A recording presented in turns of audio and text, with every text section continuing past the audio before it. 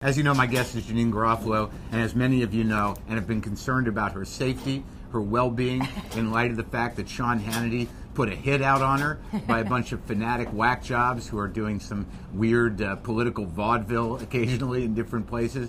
Basically, Sean Hannity said, go to her performance in Boston, go into the room, you teabaggers, and make some trouble.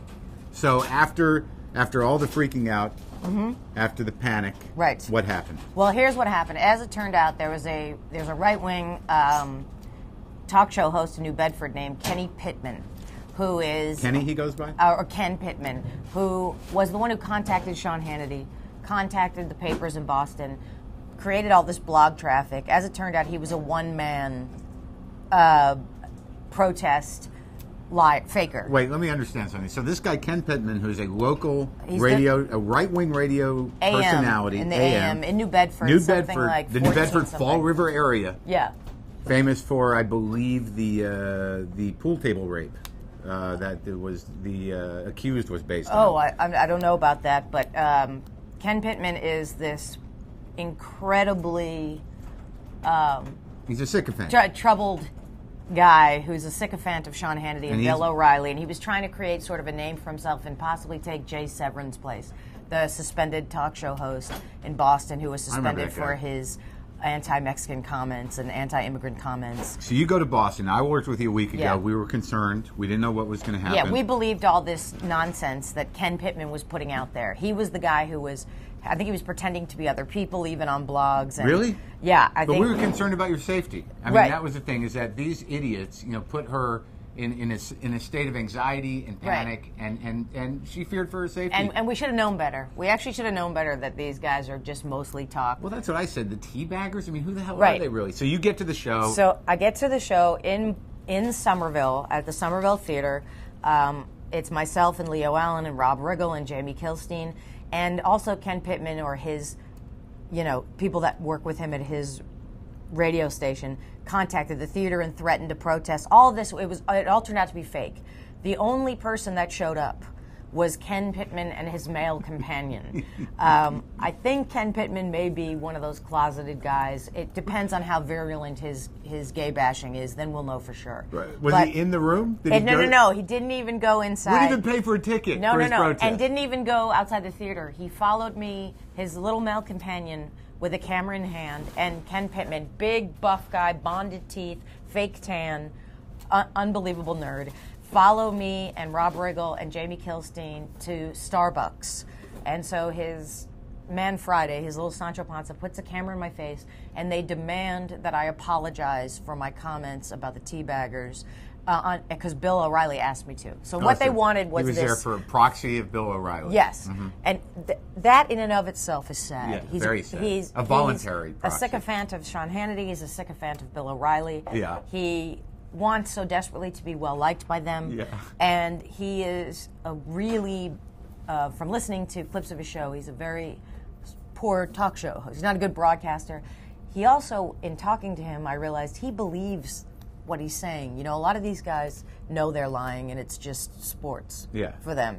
Hannity and O'Reilly and Brit Hume and all those What made you think that he believed He really seemed unintelligent. Like, he really struck me as a real limited guy. And then when he noticed Rob Riggle, who's not only a great comedian, but a Marine, and a big dude, a big kind of imposing guy.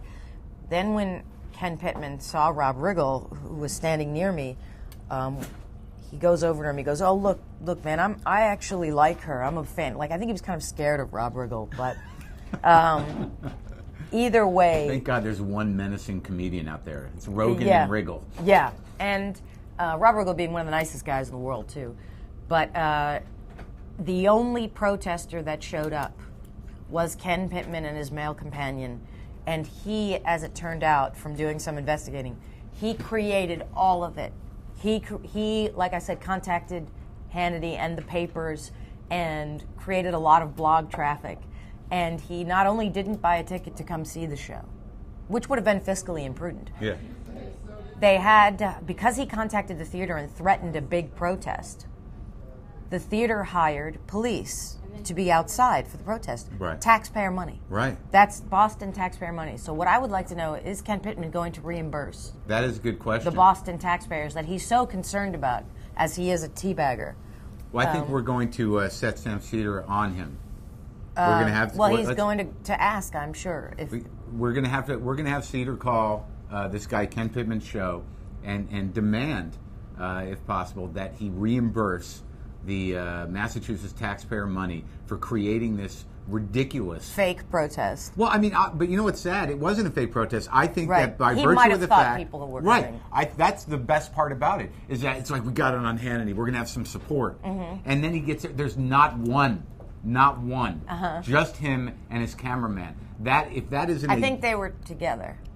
His male companion, his Sancho Panza. But he's the only one who showed up. He and his male and what companion. that guy talk about when they did the thing where you went up to the camera? Oh, and then at one point his male companion was holding the camera, and he, was really just following me to Starbucks. And all I did was walk up to the camera towards the little Weasley guy with the camera, and he jumped back. He did the thing where you jump back like, camera, whoa! The camera jiggles. And I think they wanted to send this footage to O'Reilly because they kept mentioning that O'Reilly demands an apology. So they were like emissaries.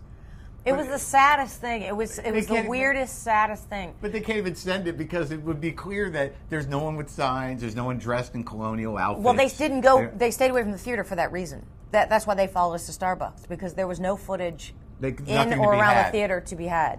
And so this guy who created the protest, called for it, was the only one that showed up. And to be honest, like you said, I was genuinely afraid. Because these right-wingers are... You don't know who's going to jump on board. Capable of anything. If the Alex Jones guys are going to come on board, who's going to be involved in that? But I always thought, not that I wasn't afraid for you, because you don't know who's going to show up. But the teabagging thing the whole thing was a contrivance. Right, of course. The whole thing was ridiculous. There wasn't any real passion behind it. But I think what is really telling is that none of this stuff is posted on their website at the station. That no one showed up? Well, there's no post of you. Like the footage is I thought for sure they'd edit something of me. Nothing, right? To suit their purposes. But there was all kinds of comments sent to the Boston papers afterwards, which I think were by Ken Pittman, that were saying, she's not worth our time. We decided not to protest because she's not worth then it. If you decide not to protest, why were you there? Why did he show up? As an emissary for O'Reilly and That's Hannity, right. because he's a suck-up. So if just you a can ask suck-up. him, we ask our viewers, if you want to contact Ken Pittman, Okay, ask him if the taxpayers will be reimbursed. Here's where you can contact him.